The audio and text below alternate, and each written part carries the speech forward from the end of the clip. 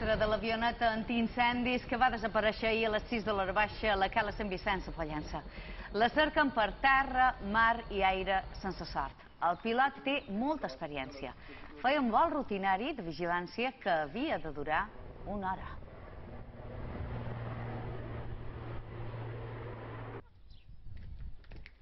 Des de primera hora del matí, els serveis d'emergència han reprès la recerca per tota la zona nord de Mallorca. Nombrosos mitjans participen d'aquest dispositiu coordinat pel Servei Aeri de Rescat. La principal hipòtesi és que l'avioneta hagi caigut a la mà. A Cala Sant Vicenç, on es va registrar el darrer senyal de l'aeronau, hi ha la nostra companya Aina Gutiérrez. Bon dia, Aina. Quina és la darrera hora? La recerca ara se centra bàsicament a la mà i s'estan fent batudes a una àmplia zona entre Sa Calabra i Formentor.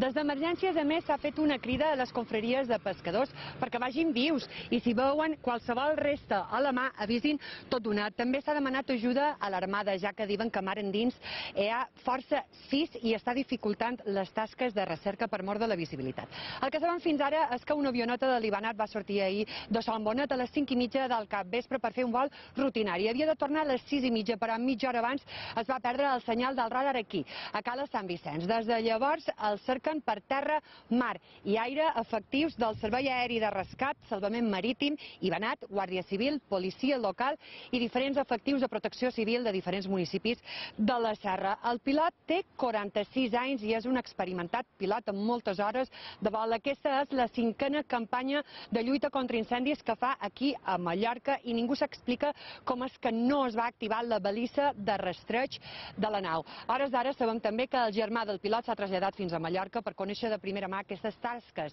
de recerca que de moment no dan resultats positius. Esperam trobar resultats. Hi ha una cosa que ens va bastant en contra, i és que la mà té força 6 en aquests moments, i això dificulta molt les tasques dels vaixells que hi ha a la zona. Salvament Marítim ha enviat a primera hora del matí el cavall Bernat i altres embarcacions de menys calat o de menys tonelatge.